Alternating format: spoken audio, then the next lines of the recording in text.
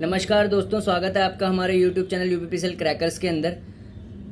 एक बहुत ही ज़्यादा इम्पॉर्टेंट डाउट जो रहता है हमेशा प्रिपेयरिंग स्टूडेंट्स के अंदर जो क्वालिफाई कर जाते हैं एग्ज़ाम, कि यूपीपीसीएल के दो पार्ट्स हैं, एक है ट्रांसमिशन और एक डिस्ट्रीब्यूशन, और कौन सा जेई बना जाए, ट्रांसमिशन बना जाए, डिस्ट्रीब्यूशन बना जाए। नवंबर में वैकेंसी आने वाली है। नवंबर में जो भी बच्चा एग्ज़ाम क्वालिफाई करेगा तो उसके मन में भी ये डाउट रहेगा कि उसे क्या ज्वाइन करना चाहिए। तो देखिए, ट्रांसमिशन ज्वाइन करना है, डिस्ट्रीब्यूशन ज्वाइन करना है, ये आपका खुद का फैसला होता है। ठीक है, इसमें कोई आपको फोर्स नहीं करता, चॉइस दी जाती है कि ट्रांसमिशन अच्छा है या डिस्ट्रीब्यूशन अच्छा है। और मैं ये भी बताऊंगा क्या रैंक का इफेक्ट पड़ता है ट्रांसमिशन और डिस्ट्रीब्यूशन चूज़ करने में, वो आगे डिस्कस करेंगे। ठीक है, तो देखिए सबसे पहले ना एडवांटेज और डिसएडवांटेज मैं बता देता हूँ, उसके हिसाब से आप डिसाइड कर सकते हैं आप किसके लिए बने हुए हैं। ठीक है, सबसे पहले बात करते हैं डिस्ट्रीब्यूशन जेई की। Distribution JE is one of the most powerful JE. Distribution JE के पास जितनी ज़्यादा पावर होती है उतनी ज़्यादा पावर किसी जेई के पास नहीं होती यूपीपीसीएल के अंदर। डिस्ट्रीब्यूशन जेई जो होता है उसका पब्लिक कॉन्टैक्ट होता है डायरेक्टली। ठीक है, डिस्ट्रीब्यूशन जेई हमेशा काम करता है पब्लिक के डायरेक्ट कॉन्टैक्ट में। ठीक है, क्योंकि डिस्कॉम का डायरेक्ट कॉन्टैक्ट होता है पब्लिक से, हैंस उसकी पावर बहुत ज़्यादा हाई होती है as compare to transmission JE के, क्योंकि ट्रांसमिशन जेई किसी को भी दिखाई नहीं देता, डिस्ट्रीब्यूशन जेई जो होता है वो सबको दिखाई देता है। ठीक है, डिस्ट्रीब्यूशन जेई की जो मोस्टली पोस्टिंग होती है 33/11 केवी के पावर हाउस में होती है, जिसमें बिल जमा होता है। ठीक है, जिसमें बिल जमा होता है, तो बिल जमा सबको पता है 33/11 में होता है। ठीक है, ठीक है, और जो ऑनलाइन जमा होता है ना बिल, वो भी उसी की आईडी पे जाती है, जेई वगैरह के आईडी पे चला जाता है। और बाकी ऑफलाइन तो आपको पता है कि 33/11 में जो खिड़की लगी होती है जाके उसके थ्रू कराना होता है। ठीक है, तो जो 33/11 केवी का इंचार्ज होता है पूरा का पूरा, वो जूनियर इंजीनियर डिस्ट्रीब्यूशन ही होता है। ठीक है, उस 33/11 में कोई भी चीज़ का मेंटेनेंस, इंस्टॉलेशन, ठीक है, वो प्रॉपर फंक्शनिंग सर्किट ब्रेकर्स की, आइसोलेटर्स की, ट्रांसफॉर्मर्स की, ठीक है, फीडर्स की वहाँ पे हो रही है ना या नहीं, इस पूरे की जिम्मेदारी डिस्ट्रीब्यूशन जेई की होती है। डिस्ट्रीब्यूशन जेई एक सेल्फ डिसीजन मेकिंग जेई होता है, क्योंकि डिस्ट्रीब्यूशन जेई इंचार्ज होता है 33/11 के भी पावर हाउस का।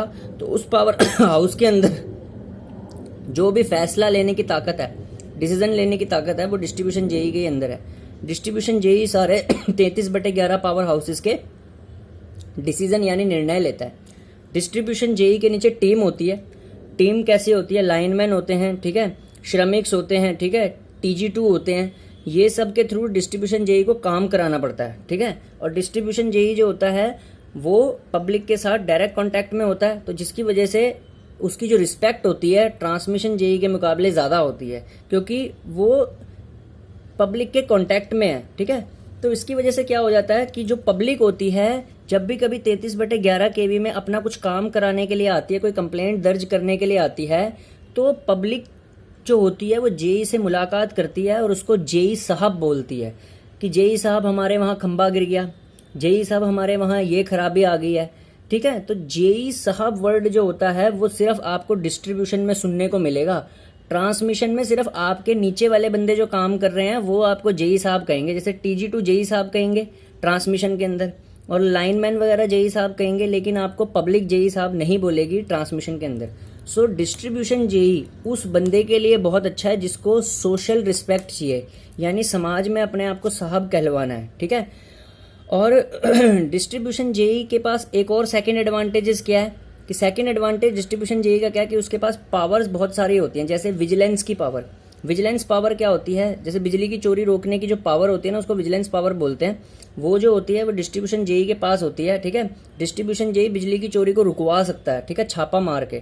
ठीक है, ये पावर होती है। तीसरी, डिस्ट्रीब्यूशन जेई जो होता है, डिस्ट्रीब्यूशन जेई जो होता है वो किसी का बिल वगैरह है ज़्यादा आ जाता है उसको कम करवा सकता है। ठीक है, किसी का कनेक्शन कटवा सकता है, किसी को कनेक्शन दे सकता है। ठीक है, यानी कि उसके पास कनेक्शन डिसकनेक्शन की पावर भी होती है। तो देख लो 3 मेजर पावर, इतनी मेजर पावर है। पहली तो है कि लोगों की जो समस्याएं हैं उनसे डील करना। दूसरा, विजिलेंस उसके पास है, ठीक है, छापा। तीसरा, कनेक्शन डिसकनेक्शन की पावर उसके पास है। ठीक है, और क्या बोलते हैं, डिस्ट्रीब्यूशन जेई जो है वो उस बंदे के लिए बहुत अच्छा है जिसको सोशल रिस्पेक्ट चाहिए। ठीक है, जिसको अपने आप को साहब कहलवाना है। ठीक है, अब डिसएडवांटेज देख लेते हैं डिस्ट्रीब्यूशन का। देखिए डिस्ट्रीब्यूशन में वर्कलोड हमेशा ज़्यादा रहेगा, क्योंकि डिस्ट्रीब्यूशन में आपको फील्ड वर्क और ऑफिस वर्क दोनों करना है। ठीक है, और डिस्ट्रीब्यूशन में आपको ना पब्लिक से डायरेक्ट इंटरेक्ट में होती है जॉब, तो आप वहाँ पे लापरवाही नहीं बरत सकते। अगर आपने वहाँ पे लापरवाही बरत दी ना तो लोग धरना दे देते हैं पावर हाउस के बाहर, कैसे इकट्ठा खड़े हो जाते हैं। तो आपने लापरवाही, डिस्ट्रीब्यूशन जेई कभी भी लापरवाही नहीं बरत सकता। ठीक है, अगर उसने लापरवाही बरती तो वो उस पावर हाउस के लिए तो हार्मफुल हो गई होगी, साथ में पब्लिक के लिए भी हार्मफुल होती है, क्योंकि डिस्ट्रीब्यूशन जेई डायरेक्टली कनेक्टेड होता है पब्लिक से। आप अच्छा काम करेंगे डिस्ट्रीब्यूशन में, पब्लिक आपको तारीफ करेगी, आप बुरा काम करेंगे पब्लिक आपको बुरा कहेगी। So distribution JE has the 2 shades, okay, 2 shades होते हैं। ठीक है, और तीसरा डिसएडवांटेज जो डिस्ट्रीब्यूशन जेई का है वो है कि डिस्ट्रीब्यूशन जेई जो है उनको ना उनकी 24 × 7 वाली जिम्मेदारी होती है। देखिए जिम्मेदारी का क्या मतलब होता है, अब ड्यूटी जो होती है वो तो सुबह 10 बजे से शाम के 5 बजे तक होती है। ठीक है, पावर हाउस के अंदर, उसके बाद छुट्टी हो जाती है 5 बजे। लेकिन 5 बजे इन केस 5 बजे के बाद 7 बजे, 8 बजे, 9 बजे कभी भी कोई फॉल्ट आ जाता है, तो डिस्ट्रीब्यूशन जेई पावर हाउस के अंदर कोई फॉल्ट आ जाता है तो डिस्ट्रीब्यूशन जेई को पावर हाउस के अंदर जाना पड़ेगा देखने के लिए कि यहाँ पे क्या खराबी आई हुई है, उस खराबी को रेक्टिफाई दूर करवाना है TG2 और लाइनमैन के थ्रू। ठीक है, तो 24 × 7 वाली जॉब होती है, 7 दिन 24 घंटे। ठीक है, लेकिन ऐसा हर बार नहीं होता कि रोज ही कोई फॉल्ट आ जाए, कभी कभी आता है, कभी कभी होता है। वैसे नौकरी 10 से 5 की होती है, लेकिन हाँ जिम्मेदारी 24 घंटे की होती है। 24 घंटे में आपको कभी भी फील्ड पे आना पड़ सकता है, और या फिर पावर हाउस पे। ये तो रहे डिस्ट्रीब्यूशन जेई के डिसएडवांटेज। ठीक है, अब बात करते हैं ट्रांसमिशन की। ट्रांसमिशन की जो जॉब होती है वो सबसे ज़्यादा सुकून की होती है। ट्रांसमिशन में कोई पब्लिक डीलिंग नहीं है। ट्रांसमिशन में आपको 132 kV power house, 220 kV power house, ठीक है, 400 kV पावर हाउस में पोस्टिंग मिलती है। ट्रांसमिशन जेई पूरी लाइफ भी इंजॉय कर सकता है, लाइफ डिस्ट्रीब्यूशन भी इंजॉय करता है, लेकिन ट्रांसमिशन में ये होता है कि इतना ना सिरदर्द नहीं होता। सिरदर्द कैसा, पब्लिक से अटैचमेंट है नहीं, आपने काम खत्म किया आप घर आ गए। डिस्ट्रीब्यूशन का पब्लिक से अटैचमेंट होने की वजह से थोड़ा सिर दर्द वाली जॉब है। वैसे सिर दर्द तो बोलना नहीं चाहिए, वहाँ पे आप साहब भी हो, ये भी देख लो। ट्रांसमिशन में आप साहब नहीं हो, ट्रांसमिशन में आप साहब नहीं हो, आपको फीलिंग ही नहीं आएगी ट्रांसमिशन में साहब की फीलिंग आएगी डिस्ट्रीब्यूशन में। लेकिन पीसफुल, आपका माइंड पीसफुल रहेगा ट्रांसमिशन में कि यार कोई सिर दर्दी नहीं है, बस अपना काम खत्म किया घर आ गए, खत्म 10 से 5 में। ठीक है, सेकंड, ट्रांसमिशन जेई की जिम्मेदारी सप्लाई को मेंटेन रखने की होती है। ठीक है, 132 kV substation, 220 kV substation, 400 kV substation में। ठीक है, सप्लाई अगर आप कंटिन्यूटी बना के रखते हैं आपको कोई दिक्कत नहीं होने वाली जॉब में। ठीक है, अब ट्रांसमिशन जेई के एक और फायदा होता है कि कई यूपीपीसीएल ने ना कई जगह ट्रांसमिशन के साथ साथ ना पावर हाउस के साथ साथ कॉलोनी बनाई होती है। तो अगर उस कॉलोनी में कोई क्वार्टर खाली है तो ट्रांसमिशन जेई को सीधा मिल जाता है, वो कईयों को तो लगते ही मिल जाता है। यानी कि जैसे एग्जाम क्वालिफाई किया, अगर मान लो किसी पावर हाउस में आप काम कर रहे हो, साथ में कॉलोनी में कोई क्वार्टर खाली हुआ, वो आपको मिल जाएगा।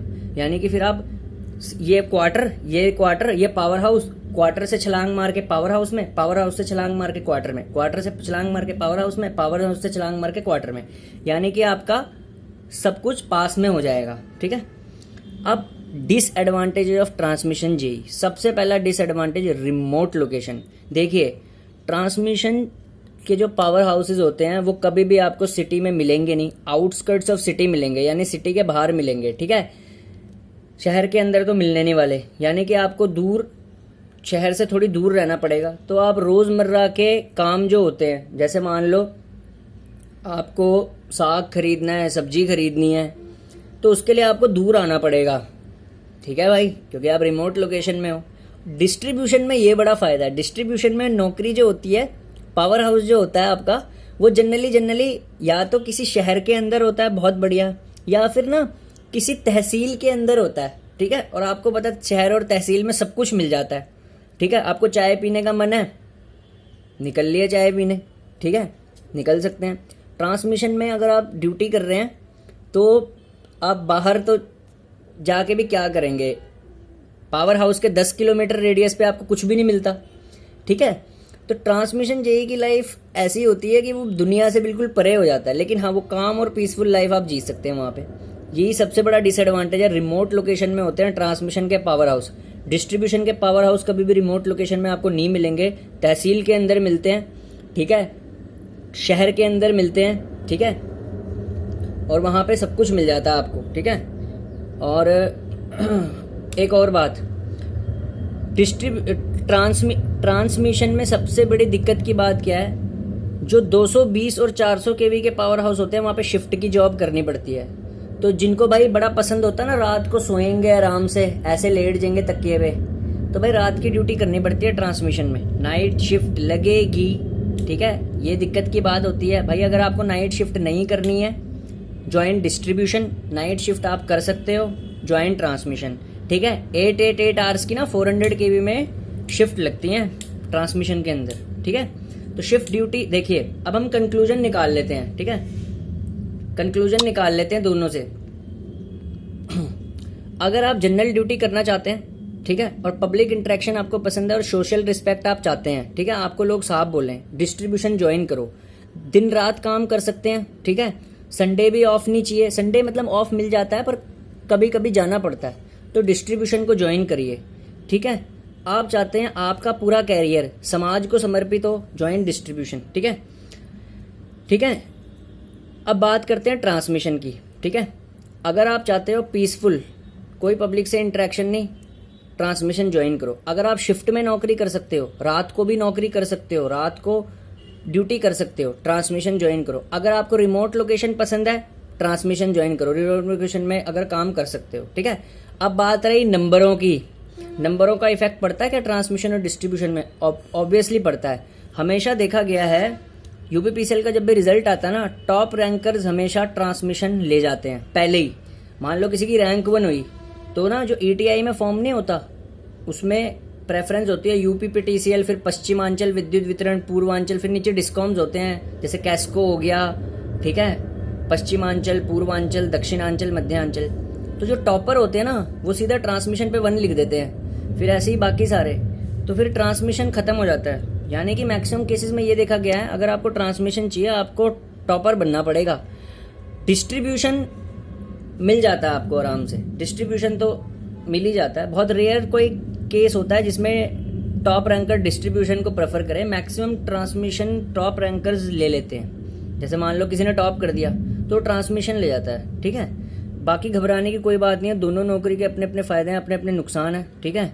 बाकी अगर आप चाहते हो कि आपका रौला हो, रुतबा हो, ठीक है, तो फिर तो डिस्ट्रीब्यूशन बढ़िया। और डिस्ट्रीब्यूशन यार इसलिए भी बढ़िया है ना कि उसकी नौकरी शहर और तहसील में होती है, तो वहाँ पे आपको सुख सुविधाएं मिल जाती है। अब ट्रांसमिशन में पता नहीं कितनी दूर पावर हाउस दे दे, 400 केवी के पावर हाउस तो इतनी दूर लोकेट होते हैं।